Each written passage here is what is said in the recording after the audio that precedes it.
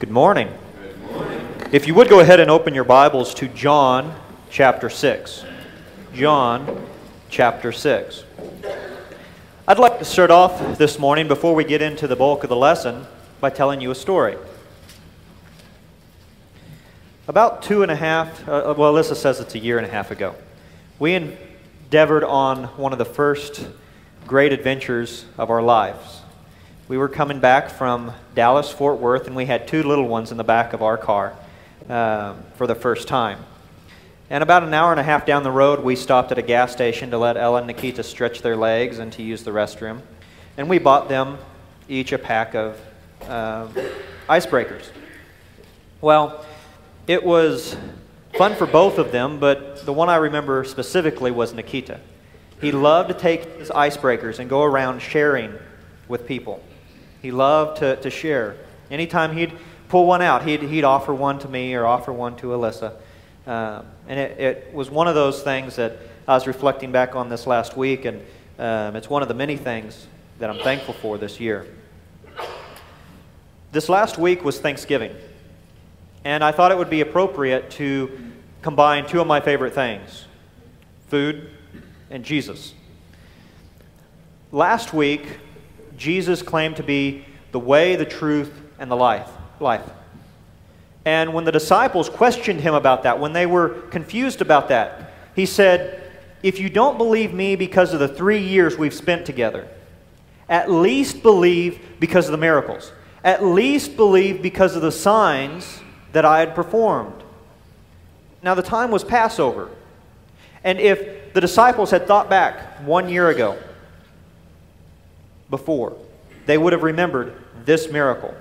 And I think it's important that we look at the feeding of the 5,000 because it's one of the few events that are covered by all four of the gospel writers.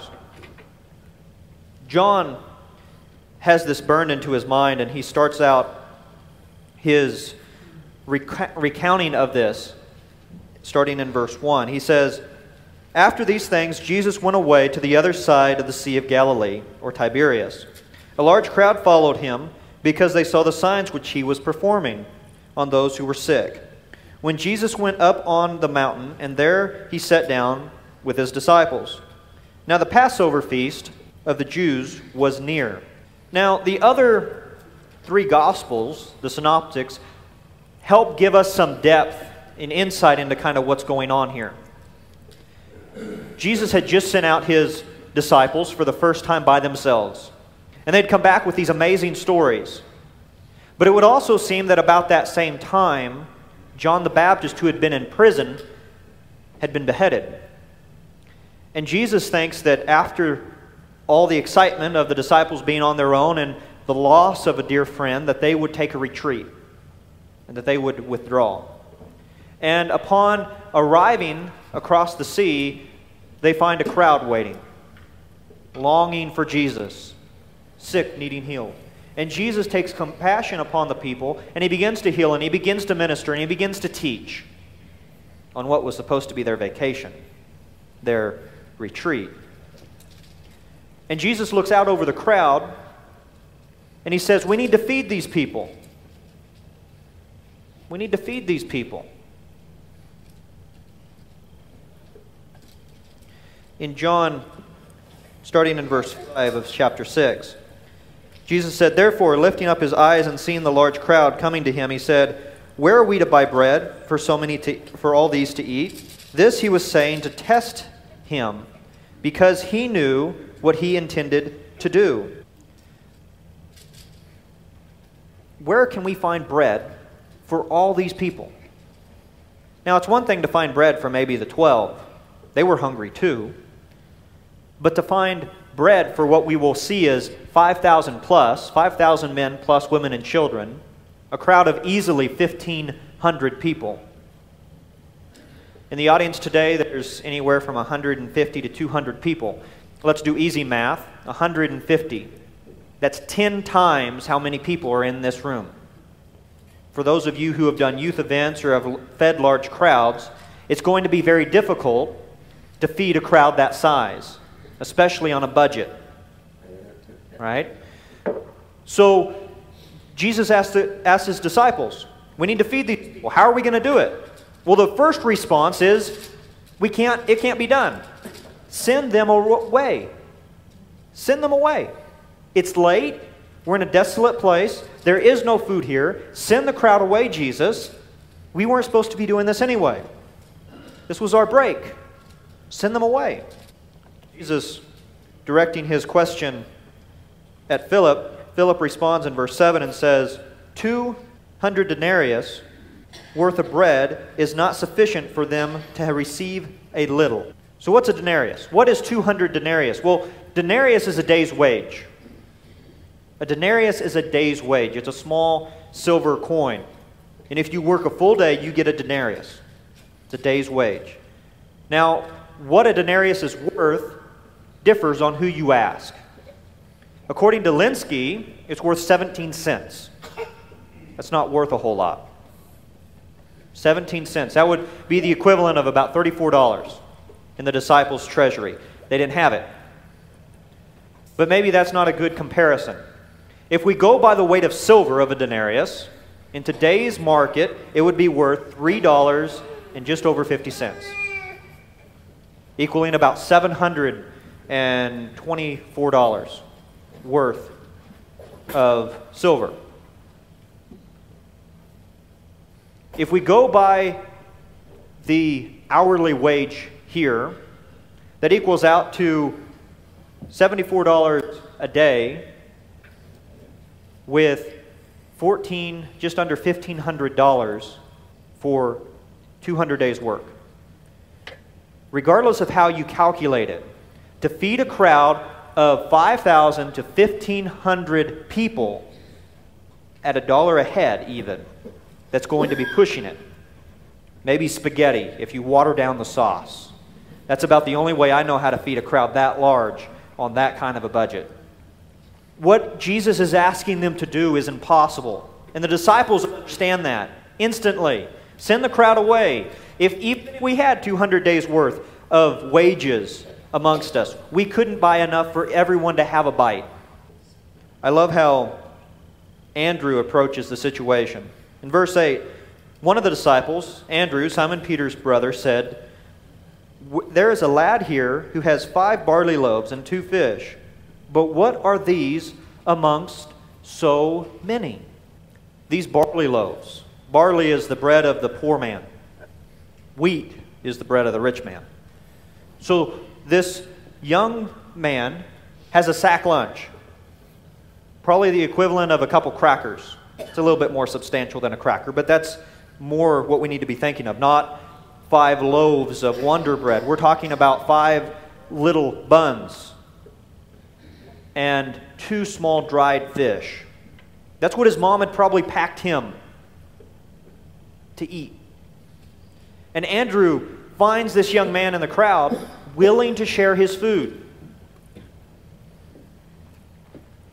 Reminds me of Nikita, being willing to share what he had. But what is so little amongst so many? What is so little amongst so many? Jesus takes this opportunity to show the power of God. And in verse 10 he says, "Have the people sit down." Now there was much grass in that place, so the man sat down, and it numbered about 5,000. Jesus then took the loaves, and having given thanks, he distributed to those who were seated, likewise also the fish, as much as they wanted. And when they had had their fill, he said to the disciples, "Gather up the leftover fragments, so that nothing will be left." Jesus takes this small boy's lunch, and he feeds 5,000 plus people in a short amount of time. This is an amazing miracle that Jesus performs. 5,000 people off of a grocery bag worth of food. This is an amazing miracle. Now, we've seen amazing things, right? Turn on ESPN, whatever sport you enjoy following, and you will see some amazing feats. I sure can't throw a football as far as the quarterbacks in the NFL. I can't jump as high as the guys in the NBA. It's an amazing feats that these guys do. But you combine the right genetics and you combine somebody who has the dedication to the sport, and they can do some amazing feats. And we see that every day. This goes beyond that. This is what you call a miracle. Feeding probably around 1,500 people with a lunchbox. This is an amazing miracle. And the crowd realizes this. Starting in verse 12 again. When they had had their fill, Jesus said to his disciples, "Gather up the leftover fragments so that nothing will be lost." So they gathered them up, and they filled 12 baskets with fragments from the 5 barley loaves which were left over by those who had eaten. Therefore, when the people saw the signs which he had performed, they said, "This is truly the prophet who is come into the world." So Jesus, perceiving that they had intended to come and take him by force and make him king, he withdrew to the mountain by himself to be alone. Jesus not only takes one lunchbox and feeds 5,000 to 15,000 people, or 1,500 people. No, 1,000. I'll get it right. But there is left over 12 baskets. Now this is not the bushel baskets. This is the lunchbox size baskets that every Jew would carry their food in. There is left over enough food to give the disciples a meal for the next day. Not only does Jesus take compassion upon the crowd, seeing their need and addressing that need in this marvelous way, he also looks after and cares for his disciples. He wants them to be taken care of. He wants them to have a reward for their hard work. And he provides for them for their next meal.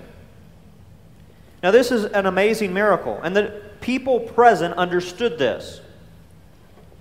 If this guy can raise the dead, heal the sick, and he can multiply bread, give this man an army, and Rome is done for. Let's make this man king. Anyone who tries to tell you that Jesus' original plan was to come and rule and reign on earth for 1,000 years, and that he failed and went to plan B for the cross, and is coming back to rule and reign for another 1,000 years, has missed this verse. Jesus had the opportunity to become king, and he rejected it. He did not come to be king on earth. He came to save mankind from their sins. Jesus, addressing his disciples, asked them to do the impossible. Feed this huge crowd with what you have. Feed them. And the disciples say, "Well, we don't have enough money. We don't have the means to do this, Jesus. Send the crowd away. We can't solve this need." Andrew comes and says, "Well, here, this is what I got, but it's not enough." Look at what God can do with our simple willingness. God takes a young boy's lunch and he multiplies it and he feeds a multitude. God is asking us to do amazing things in this world. Things beyond our abilities. Things beyond what we can do on our own, by our own means, by pulling our own money together. He is asking us to do amazing things. And all he asks in return is that we obediently give him what we have and let him do the rest. That's what God is asking us to do, because God is able to do it. Jesus, realizing the danger of the situation, sends his disciples away by boat, and he dismisses the crowd, and then he withdraws. Early in the morning, we're talking like 4 o'clock in the morning, the disciples are about 3.5 miles out at sea. And Jesus comes to them walking on the water. Now we can spend an entire lesson on this and Peter's faith at getting out of the boat and walking for a short amount of time. But at the moment, this is simply background. This is context. Because once they get to the other side, the crowd wants to find Jesus. They want to find him. Where did he go? And seeing that he's not there, they get into what boats are left, and they go across the other side. Now, not the whole crowd, but a good portion of them. And starting again in verse 25, it says, when they had found him on the other side of the sea, they said to him, Rabbi, when did you get here? Jesus answered them and said, Truly, truly, I say to you, you seek me not because you saw signs, but because you ate the loaves and were filled.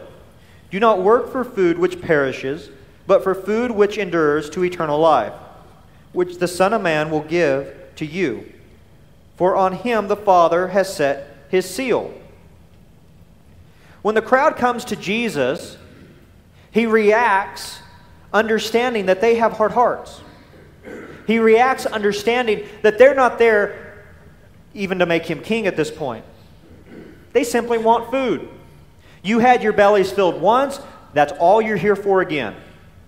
You're not even here because I did this miraculous sign and you want to follow me as Messiah.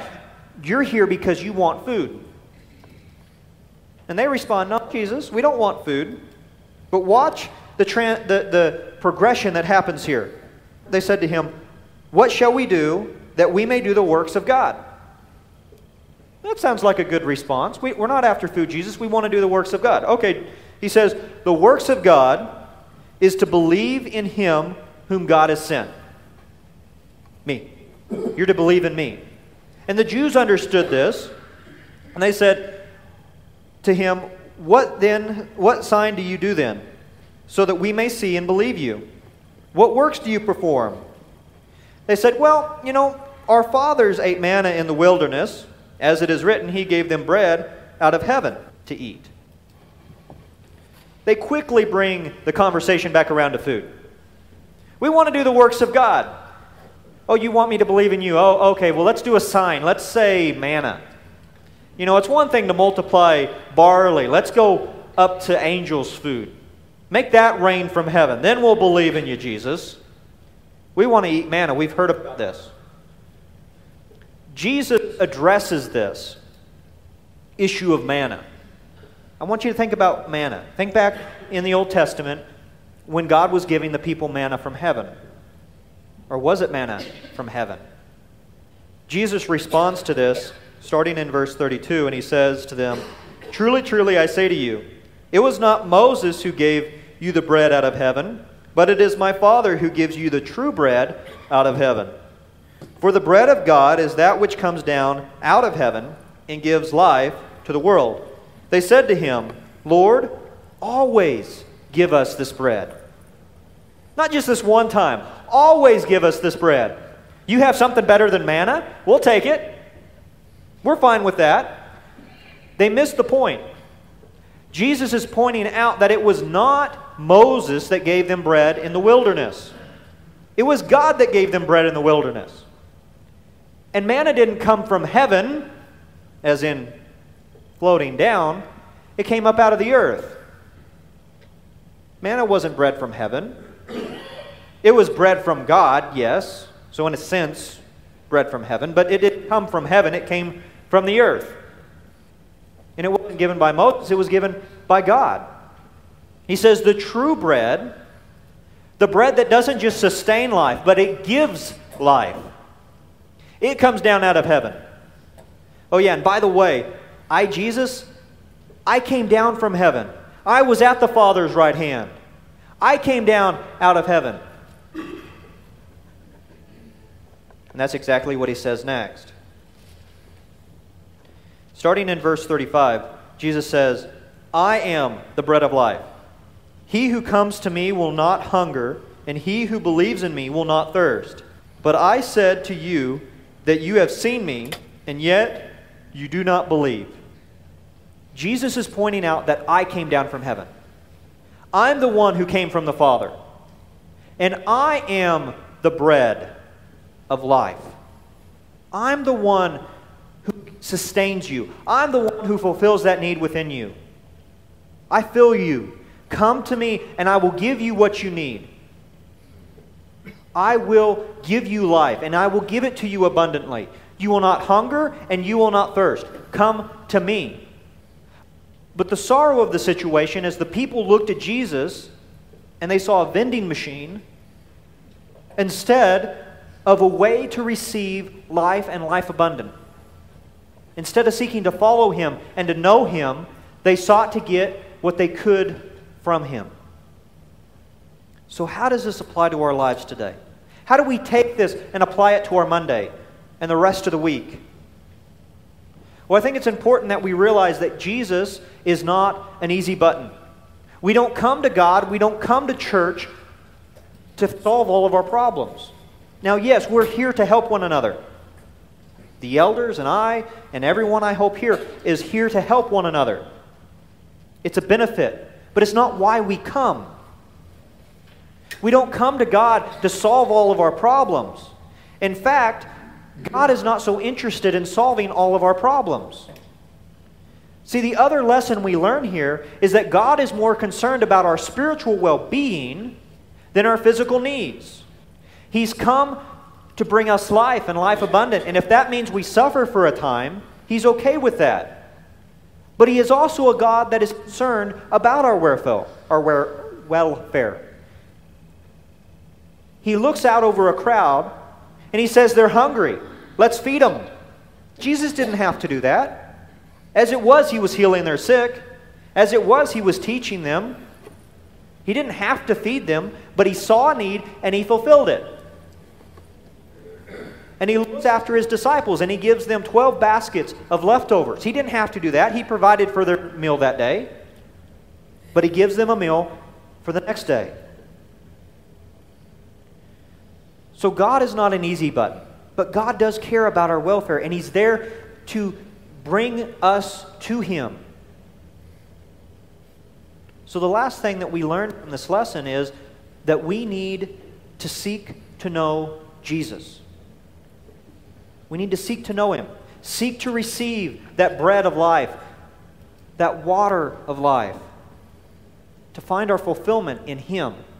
Not in food, not that which perishes, not that which sustains for a moment, but that which gives life forever. There will be things in our life that God will call us to do that are beyond our means. There will be things in this world, as we walk as Christians, that will be beyond us.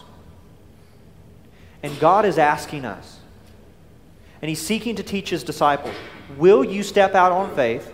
Will you give me what you have and trust me to work in you mightily? Will you allow me to be bread and water to others through you? Will you allow me to work mightily in your life? That is the lesson of the bread of life. And as the disciples sit in the upper room in the last week of Jesus' life on earth, and He tells them, I'm the way, the truth, and the life. And they go, but how? And Jesus says, don't just believe on me because of the 3 years we've lived together. At least believe because of the miracles. And I have to believe that this is one of the events that the disciples thought back on and reflected back on.